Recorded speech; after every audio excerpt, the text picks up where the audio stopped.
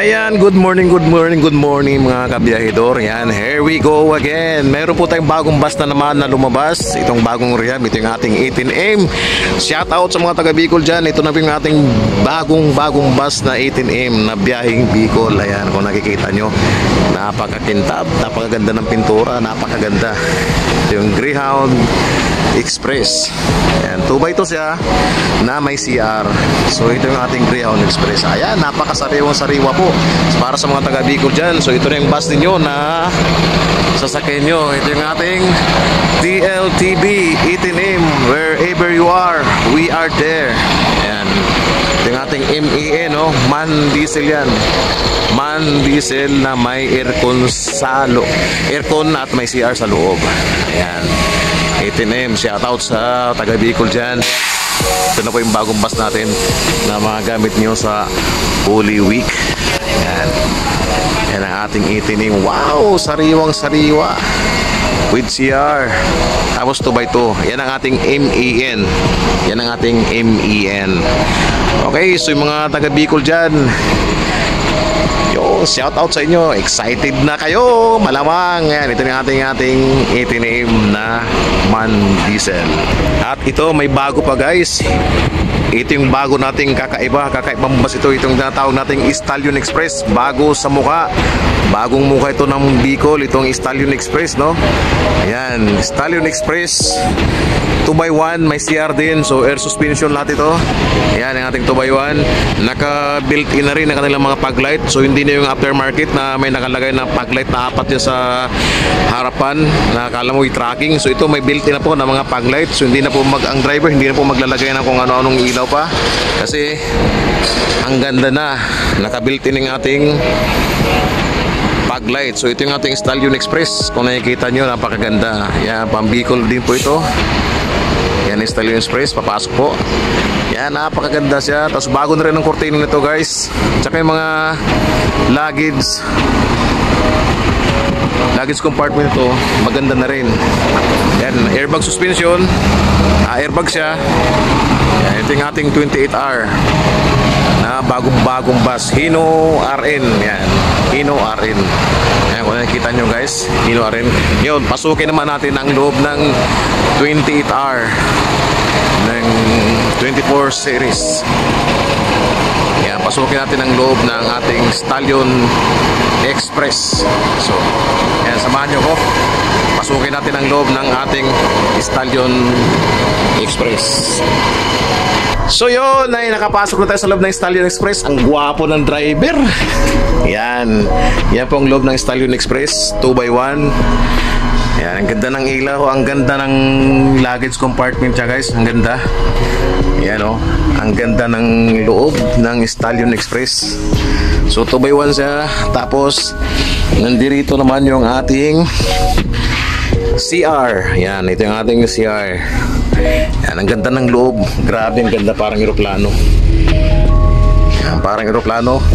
Kaya komportable malamang ang mga pasahero na sasakay dito sa ating bagong Stallion Express 28R. Ito yung mga bagong mukha na mukha ng DLTB ko. Ito yung bagong mukha ng gawa ng DLTB. So yan, bukas yung mga fog light natin. Ayan yung mga fog light natin guys sa baba. So naka built in na. So wala nang lagay-lagay dyan sa bumper ng mga fog light. Nakala mo yung tracking. Tapos ito nga pala yung ating mga side mirror. So bagong mukha ito ng DLTB ko. Bagong mukhang gawa ng Del Monte Motors. So ito yung bagong gawa nila. Yung bagong mukha na ginawa ng Del Monte Motors. Yan, singkit yung headlight. Maganda, built-in na yung mga, sabi ko built-in yung kanilang mga fog light. Kaya napakaganda na po. Ganda ng ginawa nila ngayon dito sa ating Stallion Express. Yan, Stallion Express. Abangan nyo po lahat ng mga taga Bicol dyan. Shout out sa inyo. Ito na po yung ating Stallion Express. Para sa inyo po ito. Yan. Sana umabot to sa Holy Week para dagdag ito sa mga sasakyan natin mga pasahero. Stallion Express. Yan, Stallion Express. Talagang napakasariwa. Sariwang-sariwa. Bagong-bago nga pala ito guys, no? Hindi po ito rehab. Gaya ng mga nasa nabablog ko nung nakaraan. Ito po ay bagong bus mismo ng gawang Del Monte Motors. Ito yung ating Stallion Express. So 2x1 Stallion Express. Bagong mukha po ito nagawa ng Del Monte Motors. Okay, so mga sa Taga-Lemery naman, malapit na rin po lumabas yung ating bus number 269 na biyaheng Lemery. Ito na po yung ating bus na biyaheng Lemery. So preparasyon din po ito para sa Holy Week. Mayroon kayong may madagdag tayong unit sa ating Holy Week para pasayro di mabibiti sila sa kanilang pagsakay at pag-uwi dito sa biyaheng Lemery. So bus number 269, abangan nyo po, malapit na rin po itong lumabas, no? Malapit na rin po lumabas itong bus number 269. Okay, ayan, so shout out naman dyan sa mga taga Bicol 1007. Ayan, malapit na rin pong lalabas. So ganun din yung kanilang paglamp ay naka built in na rin sa bumper. Ayan, so wala nang aftermarket na nilalagay pa ng 4 dial dito sa bumper na akala mo yung tracking. So ngayon hindi na po ito naglalagay ng ganyan kasi naka-built in na mismo kanilang paglight. So ito sila rin kuya ginagawang maigi para paglabas ng bus number 1007 ay bagong-bago na. Yan. So ito, papasukin natin ng 1007. Yan, malapit na pong lumabas. Ito pong loob ng 1007. Ayan, malapit na pong lumabas. Konting linis na lang po at lalabas na ito. So ito ay rehab, no? Rehab itong 1007. So bagong-bagong rehab, kaya good as brand new to bago ilabas. Shoutout ulit sa mga taga Bicol dyan, 1444. Yan, lalabas na po ito, no? Lalabas na po, malapit na.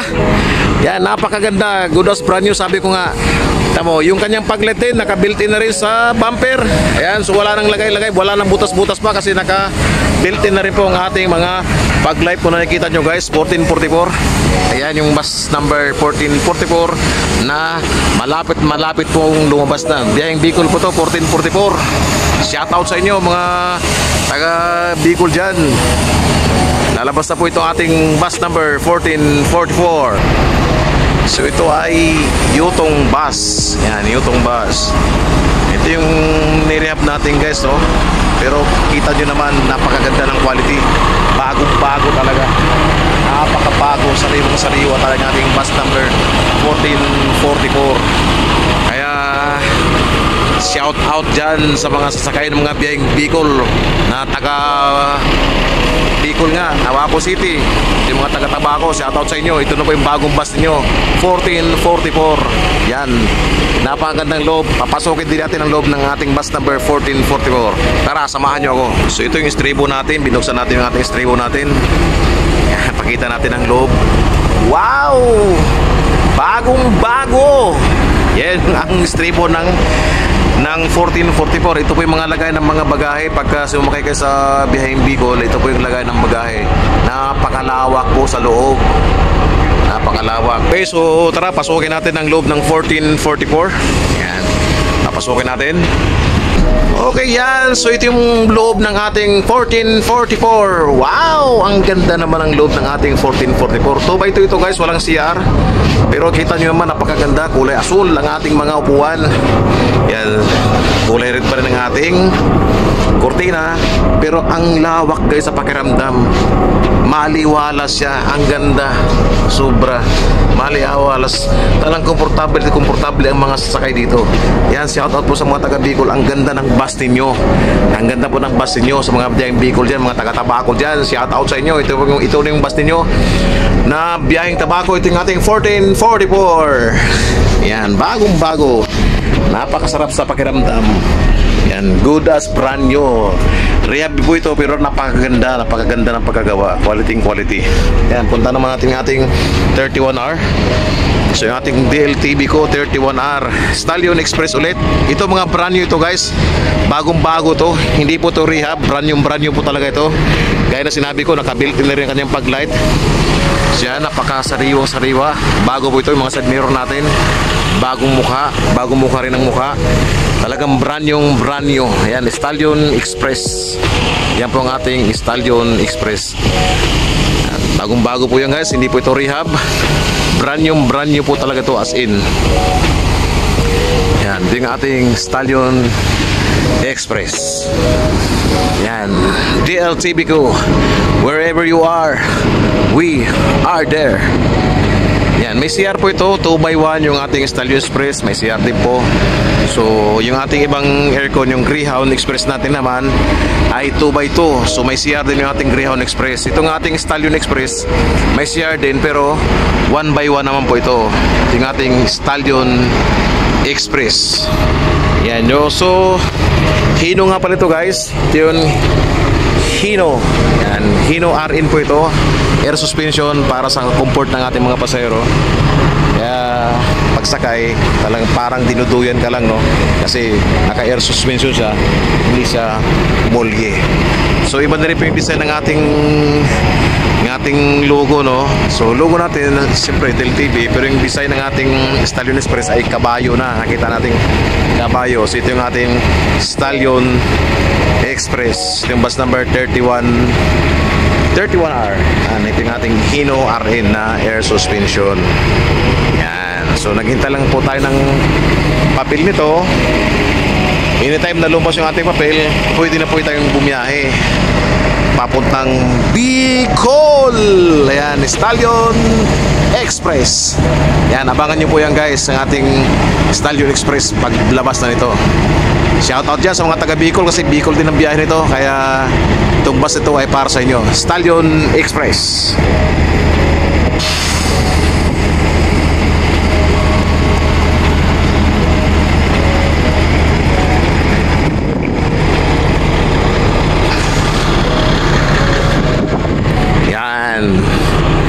So guys, yan na lang muna ang ating vlog sa ating Stallion Express at yung lumabas mga bus natin.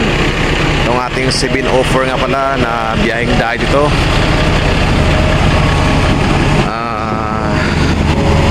Lalabas na rin po ito. Biyaheng diet po. Ito ang ating 704. Ayan. Yung pinturan yung guys, mapapansin ito yung ating Asia Star. Yan. Ating 704 na biyaheng diet. Yan. Shout out sa inyo mga taga-diet. Ito yung mga bus ninyo. Lalabas na po ang ating 704. Yan. 704 guys. So lalabas ito. Kaya abangan nyo po sa diet. Yung karamihan na lumabas na pasukin natin. Karamihan na lumabas dito sa atin ngayon ay kung mapapansin natin ay kulay blue yung kanilang mga upuan na napansin natin. Kulay blue siya. Tsaka yung pinaka flooring niya kapit. Ganda yung tapitin niya. Talagang kapit sa sapatos kaya hindi madudulas yung ating mga pasero sa sakay dito. Ayan. Napaka aliwala sa mata tingnan yung ating mga upuan na bago ngayon. So rehab nito ng biyeng diet, pero sabi ko sa inyo napakaganda, good as brand new. Nga pala guys, built-in may ano rin pala ito, no? Kung mapansin nyo may dashcam na rin pala ito. May camera, makikita nyo may camera na po yan. So may dashcam siya. Kaya nakikita na dito, nakikita natin kung pagdating sa mga ano, recorded na po yan. Makikita dito kung sino may kasalanan. Pagka halimbawa may aksidenteng naganap, makikita natin doon sa ating dashcam. Kasi lahat nga pala ng lumas nga dito, kaya sa unang vlog ko, lahat po ito guys ay may mga dashcam na, no? Pating ating mga bagong unit, yung ating 31R at saka 28R, 24 series yan. Yung bagong mukha ng Del Monte, gawang Del Monte, lahat po yan ay may mga dashcam na rin po. Yung ating 31R, oh. Lahat po may mga dashcam na po yan guys, kung makapansin nyo. Kaya safety po, safety na po yung mga safety na rin sa driver, pati sa company. Kasi nare-record dyan kung pagdating sa aksidente, nare-record natin dyan kung sinong may kasalanan o sinong hindi. Ayan, so pasukin ulit natin yung ating 1444. Ayan, di ko kasi napansin. Ayan, nakita ko. So may mga camera na sila, guys. So may mga dashcam na lagi naka-built-in na po lahat sa mga bus na lalabas ngayon.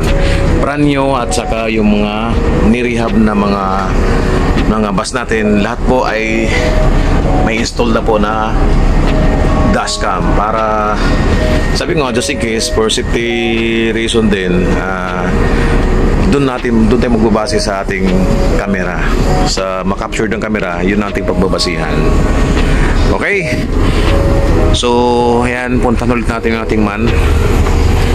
Samahan nyo ako, punta ulit natin ang ating man diesel. Titingnan natin kung may dashcam nga doon nakalagay din.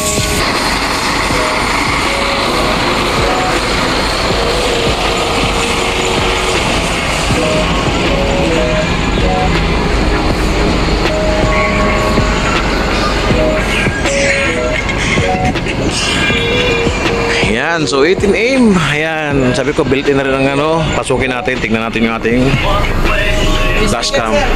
So yan, may dashcam na rin po, naka-built na rin po ating dashcam. Ayan.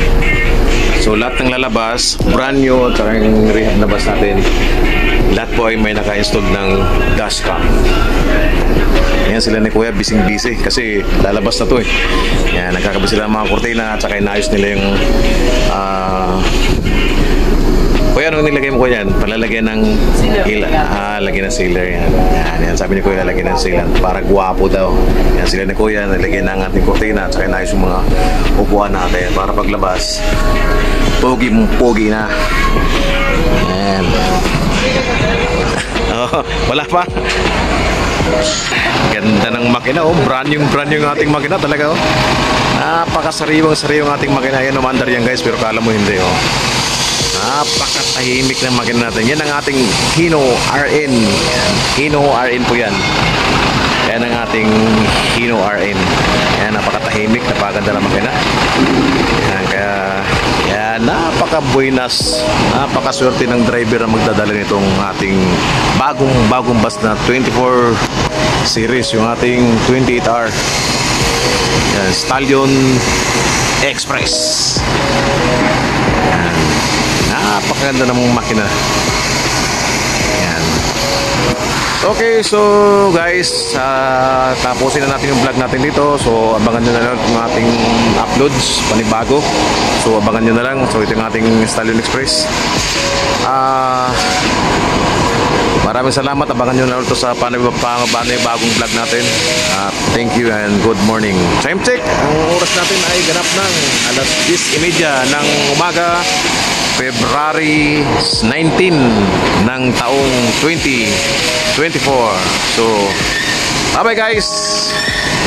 Abangan nyo lang ako sa akin next vlog. Thank you.